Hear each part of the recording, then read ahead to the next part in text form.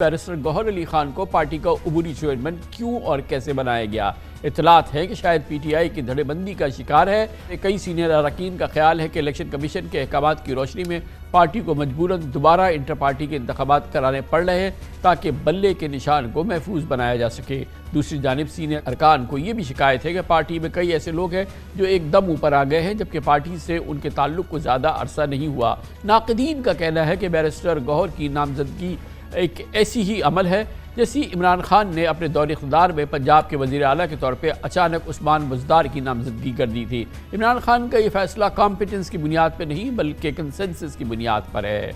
اس پوری صورتحال پہ بات کرتے ہیں پاکستان تحریک انصاف کے بانی اراکین میں سے ایک ہے اور سپریم کورٹ آف بار ایسوسی ایشن کے سابق صدر جناب حامد خان ہمارے ساتھ ہیں۔ بہت بہت شکریہ خان صاحب۔ فرمائیے گا کہ آپ جیسے بانی اراکین ہیں پی ٹی آئی کے اندر اور بہت دوسرے کئی سینئر ترین اراکین ہیں، اس کے باوجود آپ کا کیا خیال ہے کہ خان صاحب نے کیوں ایک نووارد کو اپنی جگہ اپنا جانشین چاہے عبوری حیثیت میں منتخب کیا ہو یا اس کو نامنیٹ کیا ہو، ایسا کیوں کرا انہوں نے؟ دیکھیے، یہ سارا کچھ عبوری کیا گیا ہے اور اس میں کوئی ایسی پارٹی کے اندر خلفشار نہیں ہے، کیونکہ بہت سارے معاملات ایسے ہیں جو کہ کرنے کی ضرورت ہے آنے والے وقت میں۔ اس کے لیے ہمیں اس چیئرمین کی عبوری چیئرمین کی ضرورت ہے جو کاغذات دستخط کر سکتا ہو، جو کہ روزمرہ کے کچھ معاملات طے کر سکتا ہو۔ مسئلہ یہ ہے کہ پارٹی کے جتنے سینئر عہدیدار تھے بیشتر جو ہیں وہ بشمول چیئرمین کے، وائس چیئرمین کے، پریزیڈنٹ کے اور جتنے ہمارے پارٹی کے جو سینئر ارکان ہیں یا وہ مختلف وقتوں پر پارٹی کے اہم عہدے پر رہے ہیں، وہ سارے اس وقت یا جیل میں ہیں یا پھر مجبور ہیں روپوش ہونے کے لیے یا زیر زمین ہونے کے لیے۔ اس لیے ان حالات میں جو فنکشنل کام ہیں جیسے کہ ٹکٹوں کے ایوارڈ ہو گیا یا دستخط کرانے ہو گئے پارٹی کے بہاف پر کسی لیٹر پر، اس کے لیے ہمیں ایک فنکشنل چیئرمین چاہیے۔ اس کے لیے خان صاحب نے نامزد کر دیا ہے۔ چیئرمین وہ خود ہی ہیں، چیئرمین وہی رہیں گے، لیکن اس وقت ایک قانونی ضرورت پوری کرنے کے لیے محض قانونی ضرورت پوری کرنے کے لیے بیرسٹر گوہر علی خان صاحب کا انتخاب کیا گیا ہے کیونکہ وہ قانون دان بھی ہیں۔ یہ فرمائیے گا کہ اب جو الیکشن کا مرحلہ ہے اس میں چند چیزیں تو کلیئر ہیں کہ خان صاحب کا یہ فیصلہ ہے کہ ہر سیٹ پہ الیکشن لڑا جائے گا، مکمل طور پہ حصہ لیا جائے گا، کسی صورت میں الیکشن کا بائیکاٹ نہیں کیا جائے گا۔ پھر اس کے بعد یہ وہ پارٹی ہے جو کہ بدترین اپنی جو جب سے اس نے جنم لیا ہے اس کے بعد کے بدترین بحران کا شکار ہے، جیسے کہ بھی آپ نے بھی تصدیق کی کہ اس کے تقریباً تمام کلیدی رہنما یا تو گرفتار ہیں یا روپوش ہیں، زیر زمین ہیں، یا یہ کہ وہ مختلف کیفیات کے اندر دوسری جماعتوں میں چلے گئے، اکثر نے سیاست چھوڑ دی ہے۔ یہ ایک نیا جنم ہے پی ٹی آئی کا ایک طرح سے دیکھا جائے تو، اور پھر سامنے الیکشنز کھڑے ہیں اور خود خان صاحب جیل میں ہیں، تو اس پورے مرحلے کو اس کو ایک الیکشنرنگ میں ڈالنا یہ بہت ایک ہمالیائی چیلنج ہے۔ ویسے تو بالکل صحیح کہتے ہیں، یہ بہت بڑی آزمائش ہے جو کہ پاکستان تحریک انصاف پر اس وقت ہو رہی ہے اور نافذ کی جا رہی ہے۔ بہت بڑی زیادتیاں ہیں، پاکستان کی تاریخ کی ایک سب سے بڑی وکٹمائزیشن اس وقت ہو رہی ہے اس سیاسی جماعت کے ساتھ جو ملک میں اس وقت سب سے بڑی سیاسی جماعت ہے، اس سیاسی لیڈر کے ساتھ جو کہ ملک میں سب سے زیادہ پاپولر سیاسی لیڈر ہے۔ یہ جان بوجھ کر ایک سیاسی جماعت کو اور ایک سیاسی لیڈر کو جو کہ لوگوں میں بہت زیادہ ہردل عزیز ہے اس کو دبانے کی کوشش کر رہے ہیں۔ میں سمجھتا ہوں یہ پاکستان کی سیاست کا ایک بہت اہم موڑ ہے کہ اس سے زیادہ زیادتی کسی پر ہو نہیں سکتی سیاست میں، جو کہ اس وقت پی ٹی آئی اور عمران خان صاحب کے ساتھ کی جا رہی ہے۔ تو خان صاحب اس وقت پوزیشن یہ ہے کہ جو قانونی مسائل ہیں اس کی وجہ سے صرف جو پی ٹی آئی کے نامور رہنما ہیں یا جو چیدہ کلیدی رہنما ہیں ان میں صرف عمران خان صاحب الیکشن نہیں لڑ سکتے کیونکہ ان کی توشہ خانہ کیس میں نااہلی ہو چکی ہے۔ باقی جتنی لیڈرشپ ہے، چاہے وہ جیل میں ہے یا مقدمات کی زد میں ہے یا ان پہ کوئی اور نئے کیسز ہے، ان میں سے کوئی ایک نامور کوئی ایسی شخصیت جو الیکشن نہیں لڑ سکتی تو وہ انٹرا پارٹی الیکشن بھی لڑیں گے اور قومی الیکشن بھی لڑیں گے وہ سب لوگ؟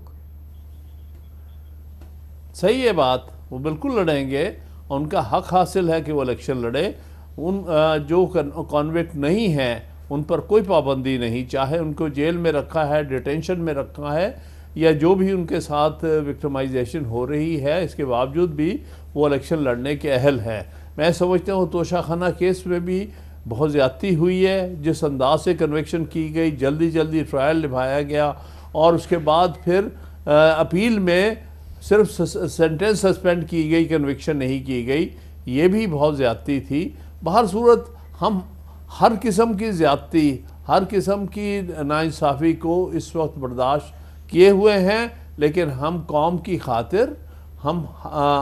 پوری طرح ڈٹے ہوئے ہیں، اور ہم چاہتے ہیں کہ قوم کو موقع دیا جائے کہ وہ ہر پارٹی کو جس کو چاہے اور جس پارٹی کے کینڈیڈیٹ کو چاہے وہ ووٹ دے۔ اب جو حکمت عملی ترتیب دینی ہے، کیونکہ کوئی خان صاحب کوئی پراپر کوئی میٹنگ تو نہیں کر سکتی اپنی لیڈرشپ کے ساتھ، اور کہ الیکشن اسٹریٹجی ہے، پھر الیکشن کے لحاظ سے دسیوں بہت کلیدی فیصلے اور اقدامات کرنے ہوتے ہیں، یہ سب کیسے ممکن ہوگا؟ گوہر علی خان صاحب اس کو لیڈ کریں گے؟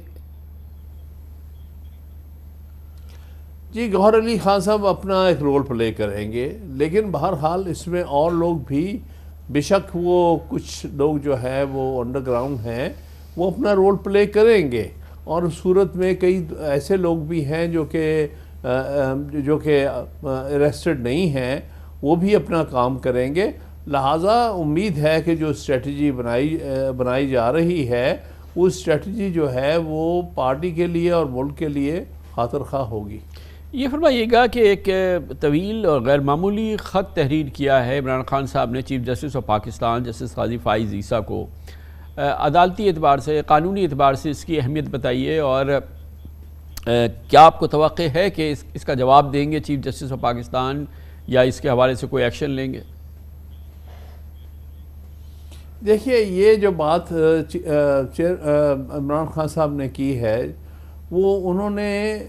انسانی حقوق کی جو خلاف ورزی ہو رہی ہے، جس کو ہم فنڈامنٹل رائٹس کی خلاف ورزی کہتے ہیں، آرٹیکل 184(3) بنیادی طور پہ سپریم کورٹ کو جورسڈکشن دی گئی ہے کہ جہاں فنڈامنٹل رائٹس کی بہت بڑی تعداد میں یا بہت عام علاقے میں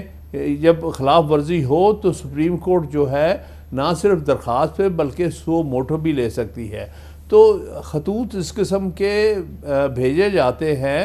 تاکہ چیف جسٹس چاہے تو اس میں سو موٹو اپنی جورسڈکشن ایکسرسائز کر سکتا ہے۔ میرے نزدیک یہ بہت مناسب موقع ہے،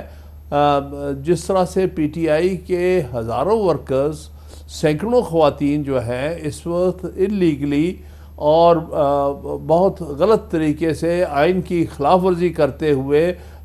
بنیادی حقوق کو پامال کرتے ہوئے جس طرح ان کے ساتھ برتاؤ ہو رہا ہے، اس میں سمجھتا ہوں کہ سپریم کورٹ کو ایکشن لینا چاہیے، اور اس خط کی بنیاد پر سب سے جو ہردل عزیز سیاسی لیڈر جب لکھ رہا ہے کہ یہ میری پارٹی کے ساتھ ظلم اور زیادتی اور بنیادی حقوق کی خلاف ورزی ہو رہی ہے، تو میں امید کرتا ہوں کہ اس کے اوپر ایکشن لیا جائے گا، کیونکہ ہیومن رائٹس سیل جو بنایا گیا ہے سپریم کورٹ میں، ان میں اس قسم کے خطوط وصول ہوتے ہیں۔ مگر خان صاحب، آپ کے علم میں ہے کہ اس حوالے سے ایک درخواست ہے بیرسٹر اعتزاز احسن نے بھی انہی معاملات پہ سپریم کورٹ پہ داخل کرائی تھی، مگر اس پہ اعتراض لگ گیا رجسٹرار کا، اور وہ معاملہ ویسے ہی ختم ہو گیا۔ کتنی آپ کو امید ہے کہ ان معاملات پہ، اور ویسے بھی سو موٹو کے پاورز اب چیف جسٹس کے پاس نہیں ہیں، ان تمام پس منظر میں اعتزاز احسن صاحب کی درخواست اور یہ تمام معاملات کے پس منظر میں کہ اس جو آواز ہے یا یہ جو درخواست ہے، اس کی کوئی پذیرائی ہوگی، کوئی مثبت پذیرائی ہوگی سپریم کورٹ سے؟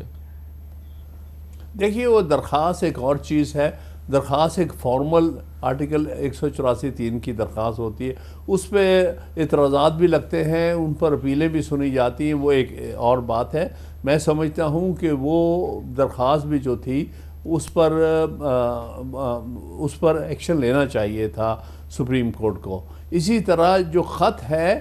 اور ایک پولیٹیکل لیڈر کی طرف سے، اس کو بھی اہمیت دینی چاہیے، اس پر سو موٹو ایکشن لینا چاہیے۔ دیکھیے اگر نہیں بھی ہے چیف جسٹس کے اکیلے کے پاس تو وہ 3 ججز کے، ان کے ساتھ 2 اور ججز، سینئر ججز کے پاس اختیار تو ہے، لیکن وہ معاملہ تو چیف جسٹس نے ان کے سامنے لے کے آنا ہے کہ یہ خط موصول ہوا ہے، آپ بتائیے کیا اس کا سو موٹو نوٹس لے کہ نہ لیں اور اس کو فکس کریں کہ نہ کریں۔ تو اس لیے چیف جسٹس ہی ریلیونٹ اتھارٹی ہے جس کو اس قسم کے خط ایڈریس کیے جا سکتے ہیں۔ مگر ایک درخواست جو سپریم کورٹ پہ جس کی سماعت ہو رہی تھی اور وہ عمران خان صاحب کی ضمانت کے حوالے سے، وہ معاملہ تو آگے نہیں بڑھا ہے، اس میں تو اب ڈیٹ پڑ گئی ہے۔ دیکھیے بہت سارے ایسے معاملات ہیں، ہم سمجھتے ہیں کہ اس پر جلد ایکشن لینا چاہیے۔ ابھی تک تو جو کچھ ہوا ہے اس سے وہ تسلی بخش نہیں ہے، لیکن ہم پھر بھی توقع کرتے ہیں نئے چیف جسٹس صاحب سے کہ ان معاملات میں، کیونکہ انہوں نے ہمیشہ بنیادی حقوق کی بات کی ہے، انہوں نے ہمیشہ آئین کی بات کی ہے، انہوں نے ہمیشہ آئین کی سربلندی کی بات کی ہے، ہمیشہ ہر فورم پر۔ ہمیں توقع ہے کہ وہ انشاءاللہ اپنے چیف جسٹس ہوتے ہوئے بنیادی حقوق اور آئین کی سربلندی کے لیے اور آئین کی سرفرازی کے لیے بالکل اپنا رول ادا کریں گے۔ Thank you very much Khan صاحب۔ حامد خان صاحب ہمارے ساتھ تھے، بانی رکن ہیں پاکستان تحریک انصاف کے اور سابق صدر سپریم کورٹ بار ایسوسی ایشن۔